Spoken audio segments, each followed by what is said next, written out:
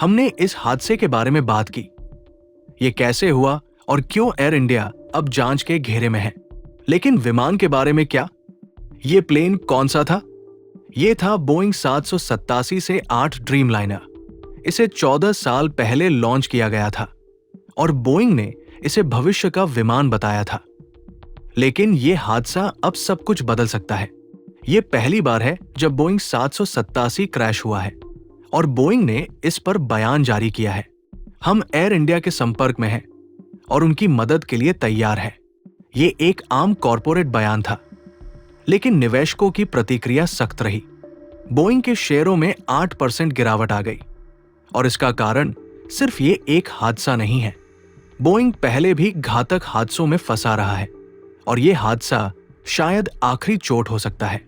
अब जानते हैं इस विमान के बारे में। बोइंग 787 ड्रीमलाइनर को एक क्रांतिकारी एयरक्राफ्ट माना गया था। इसे 2011 में पहली बार सेवा में लाया गया।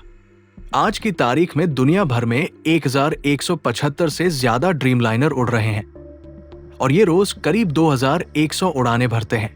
अब तक ये विमान 5 मिलियन यानी 50 लाख उड़ानें पूरी कर चुका है।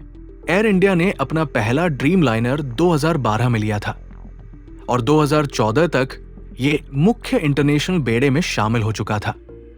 हम नहीं कह सकते कि आज की फ्लाइट में क्या गड़बड़ी हुई, लेकिन 2024 में बोइंग के लिए बहुत कुछ गलत हो रहा है।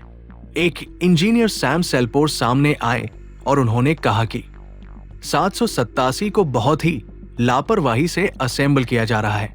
प्लेन के हिस्से ढंग से फिट नहीं हो रहे। इंजीनियरों पर बिना जांचे काम पास करने का दबाव था। सैम खुद एक ऐसे इंजीनियर थे जिन्होंने विरोध किया और व्हिसल ब्लोअर बन गए, लेकिन कुछ महीनों बाद उनकी रहस्यमयी मौत हो गई। उनकी बातों की जांच पहले भी हो चुकी है। 2021 में बोइंग को नए ड्रीमलाइनर की डिलीवरी रोकनी पड़ी थी। अमेरिका की FAA एजेंसी ने क्वालिटी कंट्रोल की जांच की थी। फिर बोइंग ने बदलाव किए और दावा किया कि प्लेन उड़ान के लिए सुरक्षित है।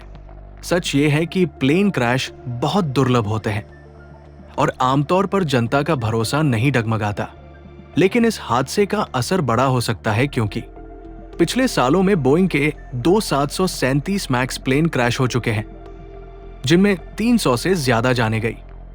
कई देशों ने 737 मैक्स को ग्राउंड कर दिया। हाल ही में प्लेन के दरवाजे उड़ गए, रडर में ढीले बोल्ट मिले, ऑक्सीजन मास्क गायब थे, CEO को इस्तीफा देना पड़ा और व्हिसल ब्लोअर्स मारे गए। अगर इस हादसे का कारण भी प्लेन की तकनीकी गड़बड़ी निकला तो बोइंग की बची खुची साख भी खत्म हो जाएगी। अब यात्री सवाल पूछ रहे हैं, क्या हमारी फ्लाइट बोइंग की है? क्या ये 787 है? क्या हम सुरक्षित हैं? दुख की बात यह है कि हम इन सवालों के पक्के जवाब नहीं दे सकते, लेकिन एक बात तय है, इतनी सारी समस्याओं के बावजूद भी बोइंग का कारोबार चलता रहेगा, क्योंकि दुनिया में सिर्फ 2 बड़े प्लेन बनाने वाले हैं, बोइंग और एयरबस, और दोनों मिलकर भी दुनिया की जरूरतें पूरी नहीं कर पा रहे। इसलिए एयरलाइंस के पास विकल्प नहीं है, भले ही सोशल मीडिया पर ट्रेंड चल रहा हो, if it's Boeing I am not going. लेकिन असल में लोगों के पास ज्यादा विकल्प नहीं है।